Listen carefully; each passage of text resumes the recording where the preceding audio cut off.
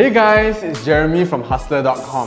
If you're watching this video, I'm sure that you want to find out how you can increase your salary and learn negotiation tactics that you can use to increase your chances of getting a raise from your employer, right? So let's get started. The first step before you start the negotiation process is you need to know your accomplishments.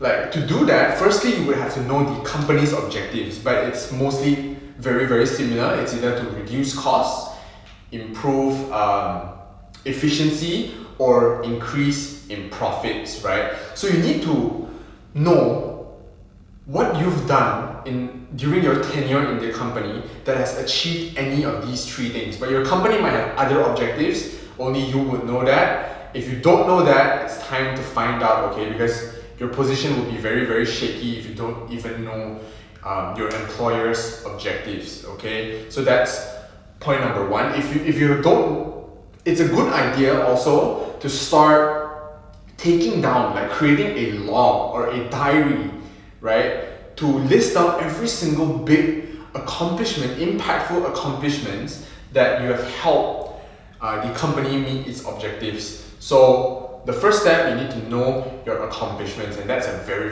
important point, because without this, you won't be able.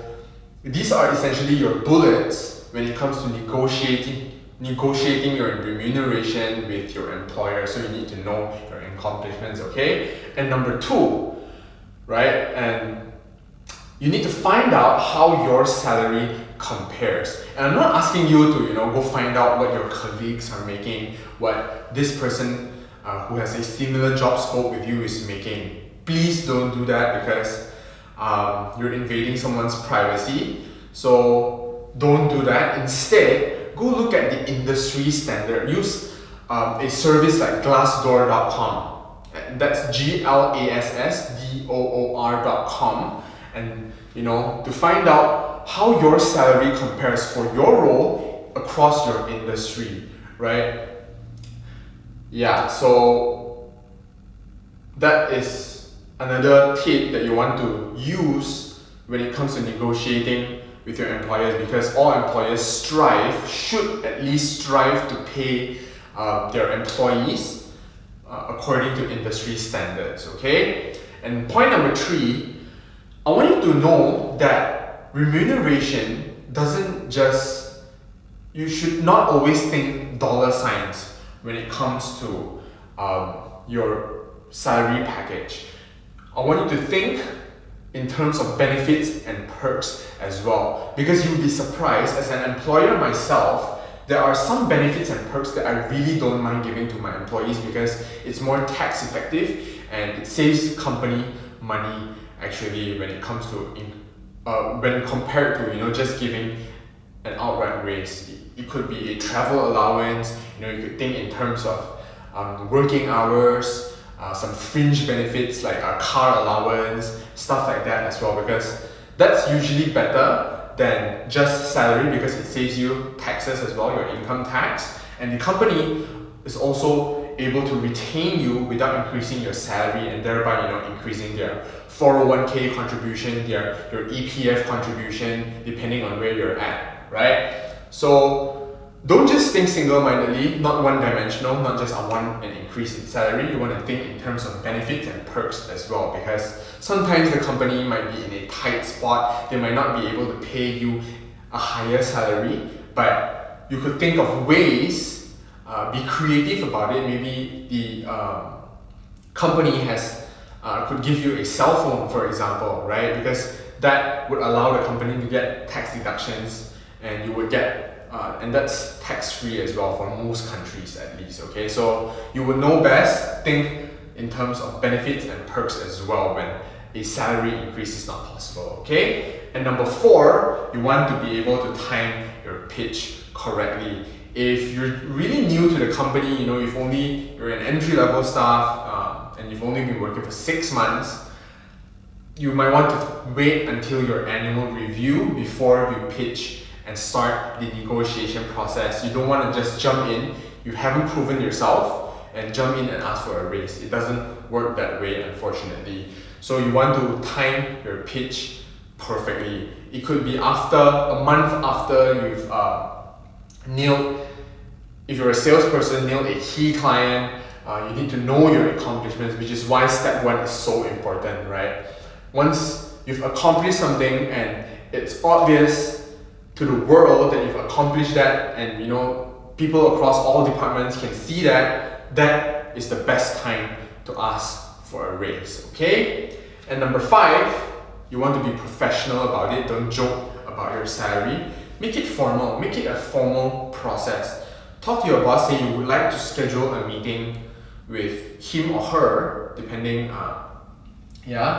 and ask for a official meeting. Sit it down and start in a formal negotiation process, saying, hey boss, I've been doing this, and I've accomplished this. I think it's time to readjust my salary, right?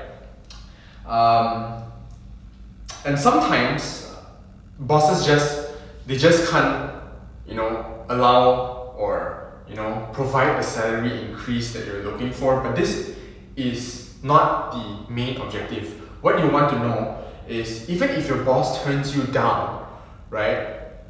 You can always, ask a question, something like this, okay, hey boss, I understand that the company is not doing very, very well now, but I think I have accomplished this, and I have, provided a lot of value for the company. What does it take for me to, get a salary increase? Or if not, if you think that you're capable enough to increase your role, you're an executive, and then you think you're ready to become a manager, ask them to consider giving you a promotion instead of just a raise, right? Especially if in the past few months, you've been taking up a lot of new responsibilities, your job description has significantly changed from when you just joined the company.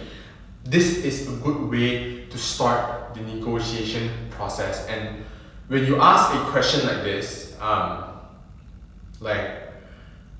what would it take for me to get to this level? Your boss would most likely give you a very constructive feedback saying this is exactly what you need to achieve. Take that down, note that down. Better yet, get an email from your boss telling you that, right? And once you have that, strive to achieve those goals, of course, if they're realistic. And once you've achieved those goals, there's no reason why your boss will turn you down, your request down anymore, okay? And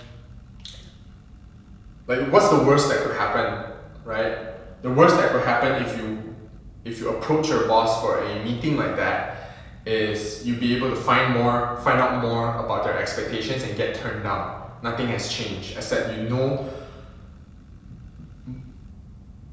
what your boss is looking for, right? And that should be a huge help for you already, okay?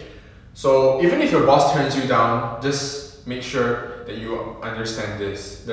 You won't actually lose out on anything. You'll actually gain some knowledge, some insight on how you can progress in your career further, okay? And try not to bring out the, give me a raise or else I'll do this, because that's extremely unprofessional, and you will find that the or else will be the only choice that you will have, okay? So I hope that this video can help you increase your salary. I'm super happy for you if this steps has helped you do that, okay? So this is the end of this video. If you have anything to say at all, whether you agree with me or you disagree with me, remember to leave a comment down below. And if you want to see more videos like this, remember to hit the subscribe button and the notification button so that you will not miss out on any of our content, okay? Bye guys!